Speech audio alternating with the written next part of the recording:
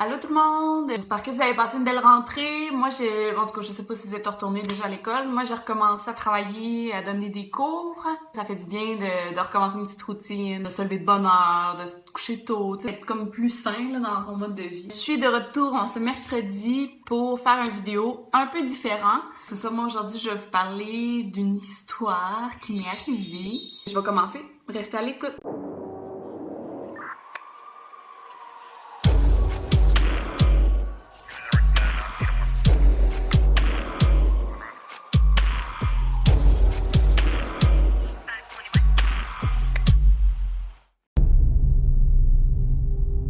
Donc, je recommence. Ça fait environ 6 ans que ça s'est arrivé, cette histoire-là. J'en garde encore des mauvais souvenirs parce que ça a été quand même une période de ma vie assez terrifiante, si je peux me permettre. J'ai eu un stalker que ça l'a fini quand même bien, là. J'ai pas été blessée ni rien. La personne, je suis plus en contact avec, même que je l'ai pas vraiment connue. C'est assez troublant de pas se sentir en sécurité quand t'es dans ta propre maison. Puis tu te sens tout le temps observé. En fait, je vous dirais, tout a commencé, je me rappelle la première fois que j'ai eu un contact avec mon stalker. On va l'appeler Benjamin. On s'était levé un matin, tôt, je sais pas, on allait travailler, ma mère et moi. Puis on s'était rendu compte, on s'était fait jeter des œufs sur notre propriété. Fait que ça, c'est arrivé, je vous dirais, 2-3 fois sans qu'on puisse savoir c'était qui, parce qu'on se levait le matin puis il y avait des œufs. Moi, à l'époque, j'habitais avec ma soeur, ma mère et moi. Puis il y avait le copain de ma soeur qui était souvent chez nous aussi. Heureusement, parce que c'était comme vraiment le seul homme qui habitait chez nous, là, pour pouvoir nous protéger, si on veut, en tout cas. On n'avait pas vraiment d'ennemis, tout allait bien. On se demandait pas mal c'était quoi, on dit « Ah, c'est peut-être quelqu'un, on se fait jeter des œufs par un petit jeune, puis c'est tout. Pas la fin du monde, puis on le nettoyait, puis on disait « Bon, ça va arrêter un moment donné, là, on s'en faisait pas trop avec ça. » Puis là, la première lettre est arrivée. C'était vraiment intense, là. C'était une lettre très morbide, une lettre d'une personne folle. C'était genre... je vais venir te violer, je vais venir te tuer. C'était vraiment, vraiment trash. C'était comme une personne dans une sorte de transe là, qui nous avait écrit ça. Et ça parlait « Oh, vous êtes des femmes, vous êtes des éléments du diable. » Il faisait référence à un film aussi, un film d'horreur. C'était sérieux, c'était quand même une lettre assez épeurante. Puis l'enveloppe n'était pas timbrée. Donc on savait que c'était quelqu'un qui était venu nous porter ça dans notre maison. C'était réellement une menace de mort dans le fond, puis on savait pas c'était de qui.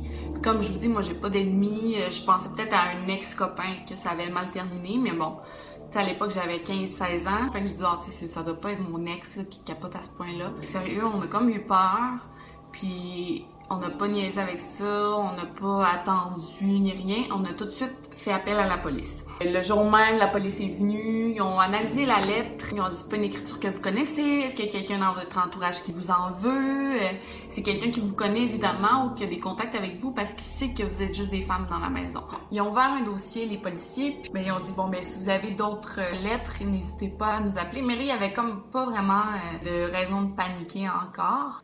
Ensuite, la deuxième lettre est arrivée. Je pense que cette fois-ci, il parlait encore qu'on était des pécheresses, qu'on était des femmes, objets du diable ou quelque chose comme ça. Benjamin, mon stalker, avait intégré plein de photos découpées, je vous dirais peut-être une quarantaine de photos de femmes nues, des images porno qu'il avait trouvées dans un magazine ou qu'il avait imprimées sur Internet, peu importe.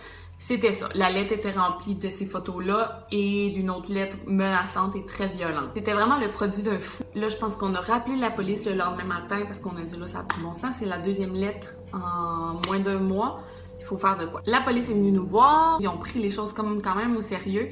Puis on dit, savez-vous quoi, on va vous installer des caméras dans votre rue. Il y a 2-3 policiers habillés comme les messieurs qui travaillent chez Vidéotron, là, une compagnie téléphonique. Il y avait un camion Vidéotron, il y a un poteau de téléphone près de chez moi, donc ils sont allés installer des caméras sur le poteau de téléphone parce qu'il donnait sur notre maison. Donc, parce que les 2 lettres qu'on avait reçues étaient pas timbrées, encore une fois. Fait que la personne, pendant la nuit, venait nous voir.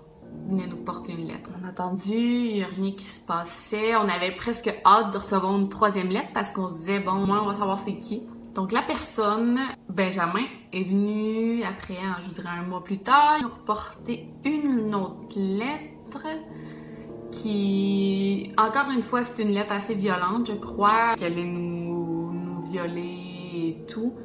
Puis, cette lettre-là, il y avait craché. Il y avait un gros crachat dans l'enveloppe. Fait que tu sais, c'était vraiment intense. Puis on se disait, voyons, il nous déteste donc bien cette personne-là. Et Le lendemain, avant qu'on puisse contacter la police, on a reçu une autre lettre où on avait contacté la police comme de quoi qu'on avait reçu une lettre, mais ils sont pas venus sur le coup, ils ont attendu peut-être 2 jours avant d'arriver. Fait qu'il est venu encore le lendemain, il nous a écrit une lettre. Par contre, cette fois-là, il avait l'air un peu plus sain d'esprit. T'sais, il faisait des phrases, n'étaient pas aussi décousues, là. C'était vraiment des phrases bien construites. Donc, la 4e lettre, la personne s'est carrément présentée. Bonjour, je m'appelle Benjamin Sévigny. Il disait son adresse dans la lettre. Moi, j'adore le Jack Daniels. Il avait écrit ça, je me rappelle. J'adore les grizzlies, les ours, là. Il avait fait un dessin, il avait signé son nom. Gros con. Le lendemain, on a appelé la police, on dit, on a l'identité du gars. Et on le connaissait pas. Ça fut quand même intéressant de voir l'évolution de notre stalker. Fait que les caméras étaient un peu obsolètes parce qu'on avait l'identité du gars. Fait qu'on a appelé la police a pris l'adresse en note, est allé rencontrer le monsieur qui habitait carrément de l'autre côté de la rue. C'était notre voisin d'en face. Il fait tout le temps nous voir. Puis, c'est un monsieur qui est seul, un monsieur dans la cinquantaine. 2-3 fois par jour, il allait au dépanneur à côté de notre maison, carrément. Donc, il fallait qu'il passe devant notre maison pour pouvoir y aller. Puis, il y avait une drôle de coupe de cheveux. Il y avait comme juste des cheveux ici de même. Il y avait un petit béret toujours. Ça avait l'air d'un monsieur qui était pas là. T'sais. Le regard vide, puis il marchait. C'était lui, finalement. La police est allée le voir. Ils ont mis un restraining order. Je sais pas comment on dit ça en français. Il avait pas le droit de s'approcher à plus de 5 mètres de notre maison. Sa façon à lui de séduire les femmes, c'était d'écrire ces lettres-là. Parce que pour lui, il disait qu'il était comme un poète. Là, justement, la police a pas été trop stressée avec ça parce que son appartement était à louer, là. Il déménageait dans quelques semaines. On le voit encore de temps à autre marcher dans la rue, mais il nous a jamais adressé la parole depuis. Donc, c'est ça pour mon histoire. J'espère que vous avez apprécié. On se voit mercredi prochain. À bientôt!